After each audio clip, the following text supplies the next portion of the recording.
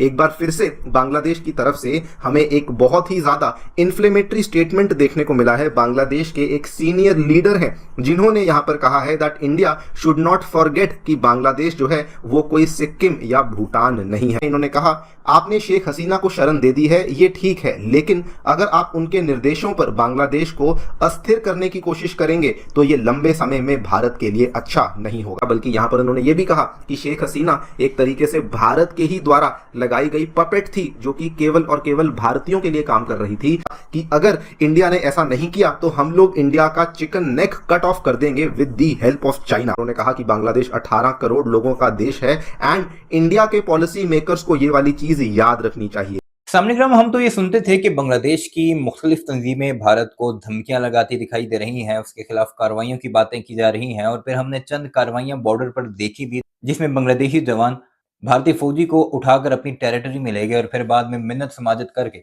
BSF ने, भारतीय जो बॉर्डर सिक्योरिटी फोर्स है, उसने उनसे वो छुड़वाया है। लेकिन अब बाकायदा तौर पर एक पहली बड़ी धमकी सामने आई है जो कि बांग्लादेश के अंदरूनी मामलात में भारत की मुदाखलत को लेकर सामने आई है, जिसमें बाकायदा तौर पर बांग्लादेश नेशनल पार्टी, जिसके बारे में ये कहा जा रहा है, जो कि खालिदा जिया की पार्टी है, कि अगली आने वाली गवर्नमेंट में खालिदा जिया बांग्लादेश की प्राइम मिनिस्टर होंगी और उन्हीं की पार्टी बांग्लादेश को लीड करेगी। यानी जब भी इलेक्शंस होते हैं, जब भी इलेक्शन रिफॉर्म्स मुकम्मल होते हैं उसके बाद। अब ये आर्टिकल आपके सामने चल रहा है जिस पर भारतीय बड़ा वावेला करते दिखाई दे रहे हैं, और ये आर्टिकल है BNP senior joint secretary Ruhul Kabir Rizvi के बारे में, जो इस वक्त भारत की तकरीबन तमाम अखबारों में छापा गया है। भारत का मीडिया इस पर वावेला करता दिखाई दे रहा है। ये चलकर आगे आपको दिखाएंगे भी कि क्या क्या बातें रुहुल कबीर रिजवी ने की हैं और कितनी तकलीफ पहुंची है, क्योंकि एक बड़ा ऑफिशियल जो कि बांग्लादेश नेशनल पार्टी का सीनियर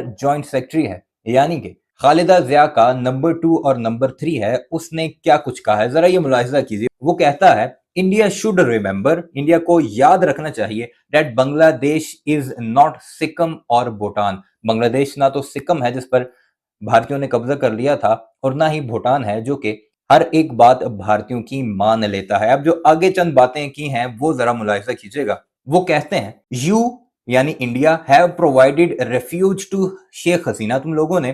शेख हसीना को पनाह तो दे दिया है एंड दैट्स फाइन, इसमें हमें कोई मसला नहीं, but if you try to destabilize Bangladesh on her directives, अगर तुमने शेख हसीना वाजिद के कहने पर बांग्लादेश को डिस्टेबलाइज करने की कोशिश की, it will not go well for you in the long run, ये आगे चलकर तुम्हारे लिए बेहतर नहीं होगा। फिर उन्होंने लिखा बांग्लादेश इज नॉट सिक्किम और Bhutan, it is a country of 18 crore people and your policy makers must remember this. ये 18 करोड़ लोगों का मुल्क है, और जो तुम्हारी पॉलिसी साज हैं, जो तुम्हारी पॉलिसियां बनाते हैं, यानी भारतीयों को ये कह रहे हैं, उन्हें ये सारी चीजें याद रखनी चाहिए। उन्होंने ये बातें की हैं एक तकरीब में जो बांग्लादेश नेशनल पार्टी के एक शहीद की तकरीब थी, उसके बारे में थी, उसको खिराज तहसीन पेश करने के लिए, जो कि रिसेंट वाकयात में जब शेख हसीना वाजिद का तख्ता उल्टा गया तब वो इन मामलात में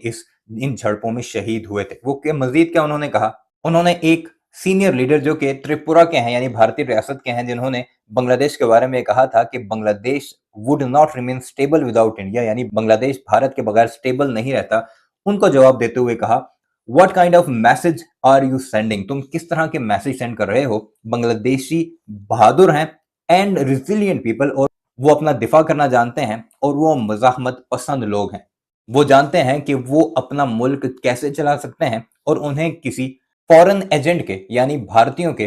किसी भी किस्म के डेडिकेशन की या उनको डिक्टेट करने की जरूरत नहीं है। उन्होंने मजीद कहा no puppet of Delhi would be allowed to serve in Bangladesh, यानी कि कोई भी दिल्ली का पपेट, पपेट आपको पता है किसे कहते हैं, उसे हम अलाउ नहीं करेंगे कि वो बांग्लादेश में सर्व करे। ये वो बातें थी। इसके अलावा भी ऐसी कई बातें थी रिजवी ने की हैं, और भारतीयों को इस पर बड़ी तकलीफ है। इस पर क्या कुछ रद्द-ए-अमल आ रहा है भारत की तरफ से, वो भी आप जरूर देखना चाहेंगे, वो आपको दिखाते हैं। लेकिन आगे बढ़ने से पहले हमारे इस चैनल को जरूर सब्सक्राइब कर लीजिएगा और कमेंट सेक्शन में अपनी कीमती राय का इजहार इस बारे में जरूर कीजिएगा। आज दोस्तों एक बार फिर से बांग्लादेश की तरफ से हमें एक बहुत ही ज्यादा इन्फ्लेमेटरी स्टेटमेंट देखने को मिला है। बांग्लादेश के एक सीनियर लीडर हैं जिन्होंने यहां पर कहा है that India should not forget कि बांग्लादेश जो है वो कोई सिक्किम या भूटान नहीं है। आप लोग यहां पे देख सकते हैं कि डेवलपमेंट कल ही सामने आई है। वहां के सीनियर लीडर हैं मिस्टर रिजवी, जिनके द्वारा ये वाला स्टेटमेंट यहां पे दिया गया है। ना वैसे तो इन्होंने कई सारी बातें अपने स्टेटमेंट में कही हैं, लेकिन जो दो सबसे ज्यादा शॉकिंग और सरप्राइजिंग बातें इनके द्वारा कही गई हैं वो आपके सामने हैं। इन्होंने कहा आपने शेख हसीना को शरण दे दी है, ये ठीक है, लेकिन अगर आप उनके निर्देशों पर बांग्लादेश को अस्थिर करने की कोशिश करेंगे तो ये लंबे समय में भारत के लिए अच्छा नहीं होगा। साथ ही में उन्होंने कहा कि भारत एक लोकतांत्रिक राष्ट्र है, लेकिन फिर भी आपने शेख हसीना जैसे किसी व्यक्ति को समर्थन किया है जो कि लोगों की वोट चुराती है और लोगों को वोट देने से भी रोकती है। ये सारे के सारे स्टेटमेंट्स आपको बता दूं बांग्लादेश के एक बहुत ही सीनियर पॉलिटिशियन है रुहुल कबीर रिजवी अहमद, जिनके द्वारा ये स्टेटमेंट को यहां पर दिया गया है, जो कि बाय द वे जो बांग्लादेश की एक बहुत ही जानी मानी पॉलिटिकल पार्टी नेशनलिस्ट पार्टी है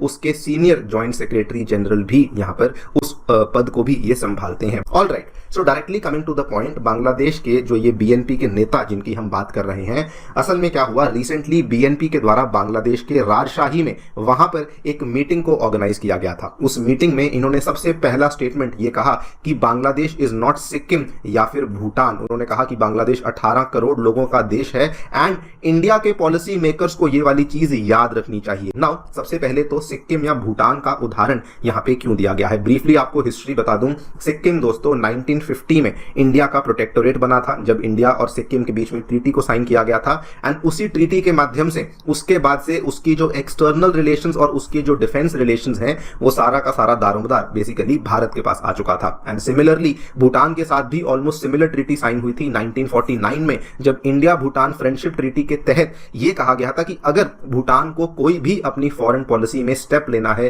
कोई भी स्टेटमेंट देना है, तो इंडिया की गाइडेंस के बगैर भूटान यहां पर नहीं दे सकता है। सो देखा जाए तो इन दोनों ही केसेस में जो इनकी फॉरेन पॉलिसी या फिर इनके जो एक्सटर्नल रिलेशंस हैं वो एक तरीके से भारत के द्वारा संभाले जाते हैं और इसीलिए इन्होंने सिक्किम और भूटान का जो उदाहरण है उसको यहां पर पेश किया है। लेकिन साथ ही में इन्होंने ये भी कहा कि अभी तक जो बांग्लादेश की पॉलिटी थी उसके अंदर इंडिया के द्वारा भारी तरीके से हस्तक्षेप किया गया था। इन्होंने यहां पर कहा कि आपने शेख हसीना को जो रिफ्यूज तो दी हुई है, लेकिन अगर आपने उनके निर्देशों के कहने पर बांग्लादेश को अस्थिर करने की कोशिश करी तो ये भारत के लिए अच्छा नहीं होगा। बल्कि यहां पर उन्होंने ये भी कहा कि शेख हसीना एक तरीके से भारत के ही द्वारा लगाई गई पपेट थी, जो कि केवल और केवल भारतीयों के लिए काम कर रही थी, जिन्होंने पिछले 16-17 साल के अपने शासन में बहुत सारे लोगों की वोट्स को चुराया, बहुत सारे लोगों को वोट करने से भी रोका। और इसीलिए इन्होंने इंडिया के ऊपर सवाल उठाए कि इंडिया जो कि एक लोकतांत्रिक देश है वो इस तरीके से कैसा कर सकता है। बल्कि साथ में ये भी कहा कि वो अब जो करंट सिचुएशन बन चुकी है बांग्लादेश में